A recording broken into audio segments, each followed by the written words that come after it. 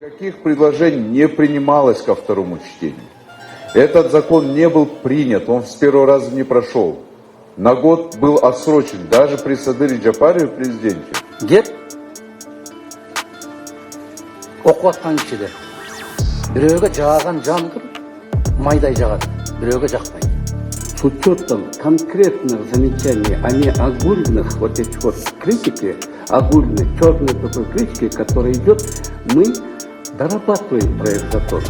Но этих терминов нет в этом законе. Это не предмет регулирования этого закона. О средствах массовой информации хотелось бы отметить, что основной целью разработки данного законопроекта являлось моральное устаревание действующего законодательства в сфере СМИ. Все мы знаем то, что действующий закон о средствах массовой информации был принят в 1992 году, то есть ровно 30 лет назад. За 30 лет в Кыргызстане у нас в стране сменилось целое поколение журналистов. Я выше отметил, появились новые механизмы работы, новые способы коммуникации, передачи информации и так далее, и так далее. И даже элементарно в части терминологии закон уже является морально устаревшим.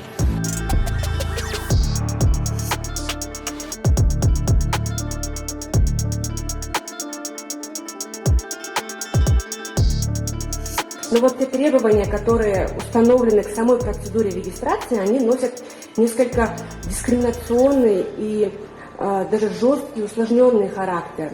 К примеру, если другие юридические лица, да, вот коммерческие организации, предоставляют при регистрации сведения о фирменном наименовании, о юридическом адресе, о составе учредителей, то СМИ должны почему-то предоставлять более широкий объем сведений, да, вплоть до территории распространения информации СМИ, тематика, специализация СМИ, источники финансирования и другую информацию.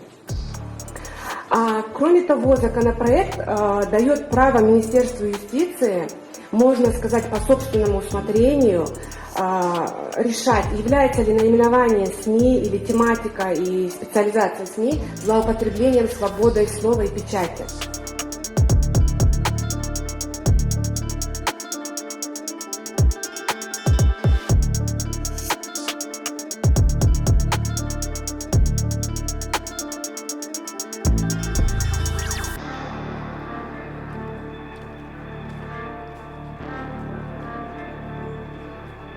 Вот вы юрист, я юрист. Мне просто интересно, как вы можете растолковать пункт 8 вот, в статье 4, который указан?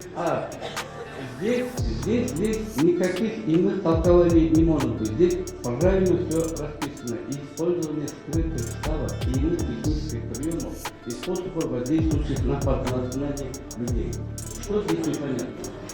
Если вы возражаете против этой нормы, ради бога, дайте норму. Нет, я просто хотела узнать вас, ваше толкование. Как вы это понимаете?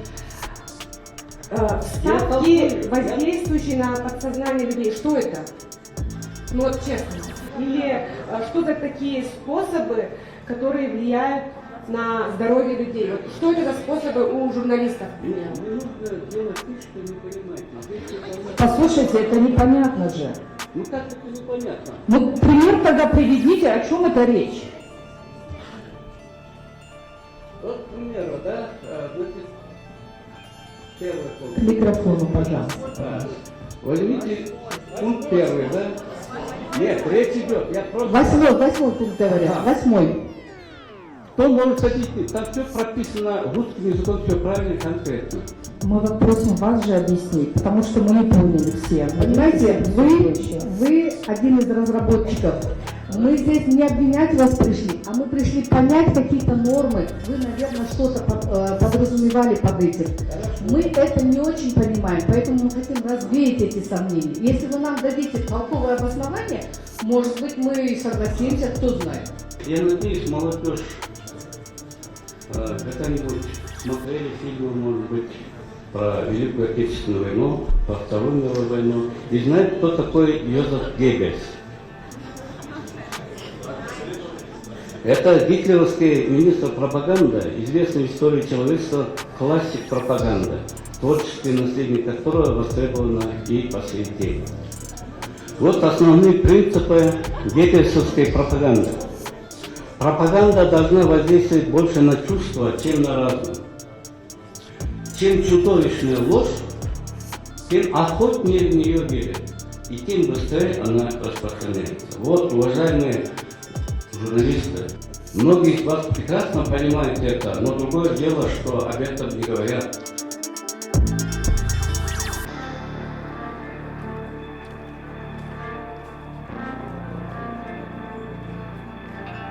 Избранное отношение было. Что я хочу сказать в заключение? Я хочу сказать в заключение, что мы, независимые журналисты, готовы к диалогу, мы готовы работать в обеспечении противодействия фейковой информации. Мы готовы нести ответственность за ту информацию, которую мы публикуем. Но если путем законодательных и правоприменительных практик загнать журналистов, зарегулировать их законами, но, извините меня, все журналисты уйдут в соцсети. Все мы знаем, что в соцсетях есть многие паблики, да, компромат кейджи, беспредел кейджи, которые, не придерживаясь никаких журналистских стандартов, публикуют различную фейковую информацию. Кто им будет противостоять, если журналисты сами уйдут в эти соцсети? Мы же сами спровоцируем угрозу национальной безопасности.